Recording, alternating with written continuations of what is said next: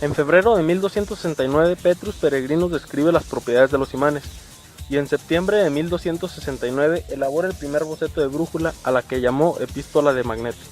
Peregrinus toma una piedra imán a la cual se le había dado forma redonda, y le aproxima una aguja que se orienta inmediatamente por la acción de la piedra imán. Cuando la aguja se detiene, Peregrinus traza una línea sobre la piedra imán redondeada. Después repite la operación en otras partes del imán, y cuando tiene trazadas un buen número de líneas sobre su superficie, el patrón que aparece corresponde a dos círculos. Él denomina polos a estos dos puntos particulares de la piedra imán. En experimentos posteriores encuentra que la forma en la que los imanes se atraen entre sí está determinada solamente por la posición de sus polos. Estos conceptos van a jugar un importante papel en el desarrollo de las teorías futuras de polarización. Girolamo Cardano, 1501-1576, publicó ciertas diferencias del ámbar con la magnetita o piedra imán en el año 1550.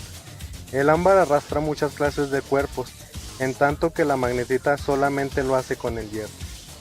El imán actúa a través de las pantallas de papel y el ámbar no. El imán jala hacia sus polos, en tanto que el ámbar jala en todas direcciones. El ámbar arrastra de manera más efectiva. El imán levanta objetos de mayor peso que el ámbar. La intensidad, en el caso del ámbar, dependía del frotamiento y para la magnetita no, puesto que la magnetita ya tenía uno predeterminado. Y completó la lista de cuerpos que podían cargarse eléctricamente por fricción e introdujo el adjetivo eléctrico para asignar este tipo de fenómenos, ya que en el griego el ámbar se llama electrón. Gilbert estableció la diferencia entre fenómenos magnéticos y eléctricos, mostrando que la magnetita no requería de estímulos para mostrar sus propiedades magnéticas. Incluso llegó a determinar que rompiendo en dos pedazos una piedra magnética no es posible obtener un polo en cada fragmento, sino que vamos a obtener dos imanes completos con sus respectivos parámetros.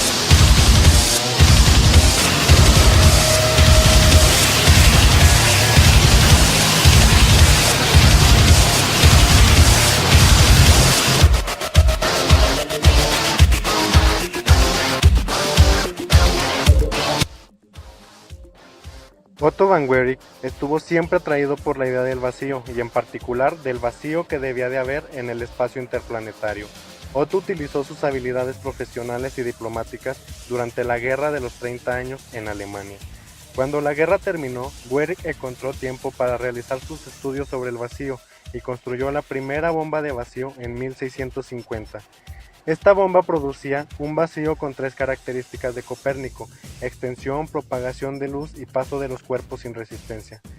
Para mostrar algunas de estas características, construye en 1663 una esfera de azufre mezclada con varios minerales que puede ser electrificada por fricción. Nota esta cualidad en muchos materiales con los que experimenta, hasta que encuentra que una pluma de ave podía ser repelida. Años más tarde, en 1672, descubre que la electricidad producida por la esfera de azufre causa emisión de luz a su superficie.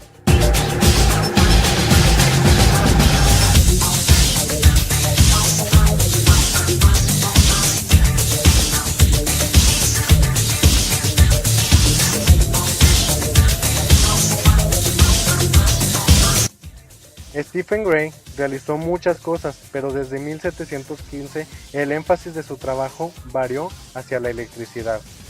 Su aporte más notable fue en 1729, que fue el hallazgo de que la electricidad puede ser conducida a través de un cuerpo conductor.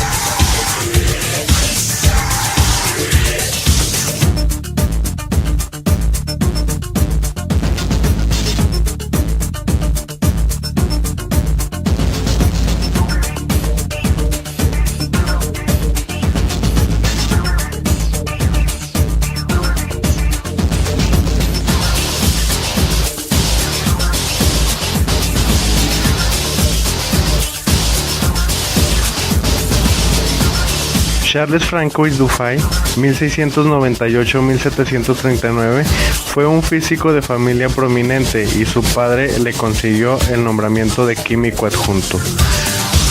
Publicó sus trabajos en 1733, siendo el primero en identificar la existencia de los tipos de cargas eléctricas, que él denominó carga vítrea y carga resinosa, positiva y negativa, de seda, y de forma distinta al frotar el ámbar o algunas otras sustancias resinosas con una piel o un paño, carga negativa. Franz Anton Mesmer fue un médico alemán, descubrió lo que él llamó magnetismo animal y otros después llamaron mesmerismo. Después de estudiar en las universidades jesuitas de Dilinga e Ingolstadt, estudió medicina en la Universidad de Viena.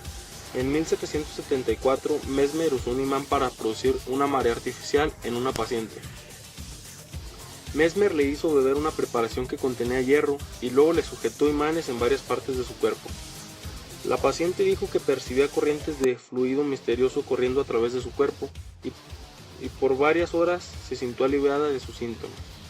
Mesmer no creyó que habían sido los imanes lo que habían logrado la cura por sí mismos, sino que pensó que había contribuido al magnetismo animal que se había acumulado en su cuerpo y había sido transmitida a ella. En 1722, George Graham descubre la variación diurna de la declinación. Esto produjo la invención del condensador eléctrico. Ewald von Kleist, 1700-1748, de manera fortuita observó que cargando un líquido en una botella y sosteniendo la botella en la mano se podrían obtener descargas grandes. Y Petrus van Musschenbroek de Leiden, 1692-1761, publicó lo que observó el señor Ewald.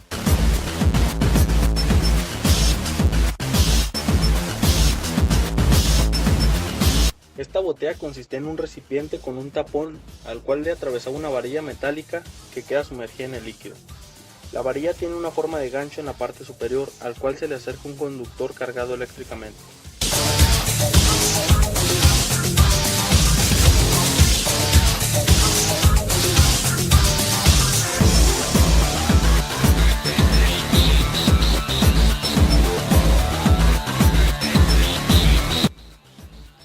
Un año más tarde, el británico William Watson descubrió que aumentaba la descarga si se le envolvía con una capa de estaño, quedando así un modelo general de la botella, mismo que se utiliza actualmente para diversos experimentos.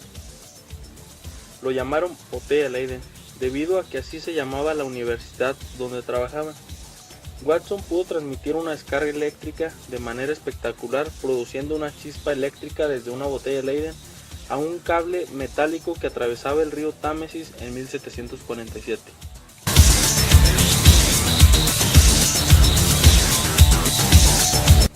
En ella se producían descargas eléctricas capaces de matar pequeños ratones y pájaros, entre otros animales.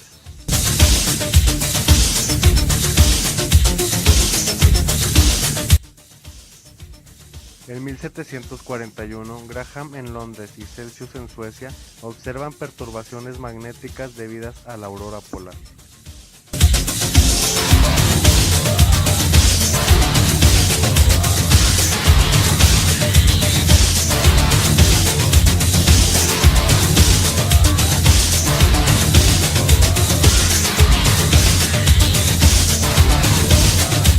Con ello descubrió la naturaleza eléctrica de los rayos y explicó que la electricidad es un fluido existente en la materia.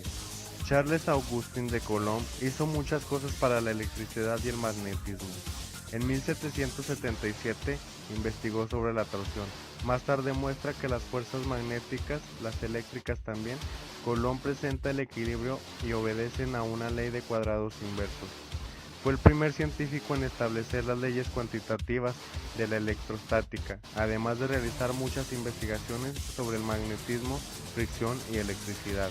Sus investigaciones científicas están recogidas en 7 memorias, en las que expone teóricamente los fundamentos del magnetismo y de la electrostática. En 1777 inventó la balanza de torsión para medir la fuerza de atracción o repulsión que ejercen entre sí dos cargas eléctricas y estableció la función que liga esta fuerza con la distancia. Con este invento, culminado en 1785, Coulomb pudo establecer el principio que rige la interacción entre las cargas eléctricas, actualmente conocido como la ley de Coulomb. Coulomb también estudió la electrización por frotamiento y la polarización e introdujo el concepto de movimiento magnético.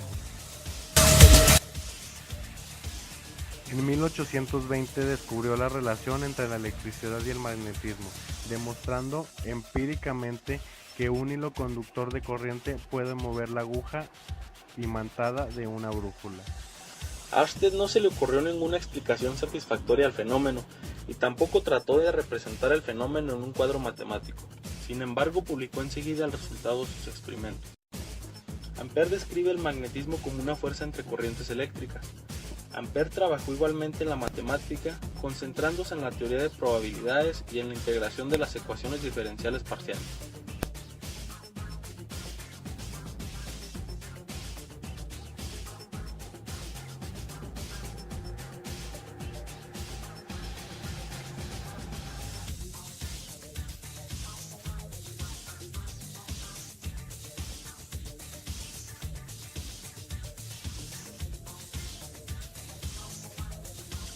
Un hombre está acostado sobre el conductor. La corriente que va por convención de más a menos lo atraviesa de pies a cabeza. Sus ojos apuntarán a la aguja imantada. El polo norte de esta aguja se desplaza entonces hacia su izquierda.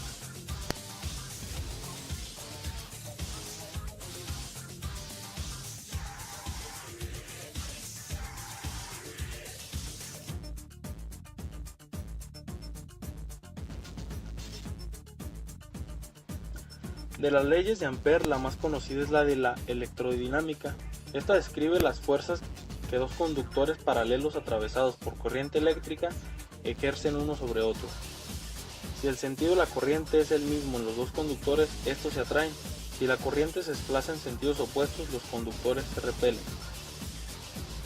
Ampère interpreta el fenómeno del magnetismo con la teoría de la corriente molecular, según la cual innombrables partículas minúsculas cargadas eléctricamente estarían en movimiento dentro del conductor, movimiento del electrón.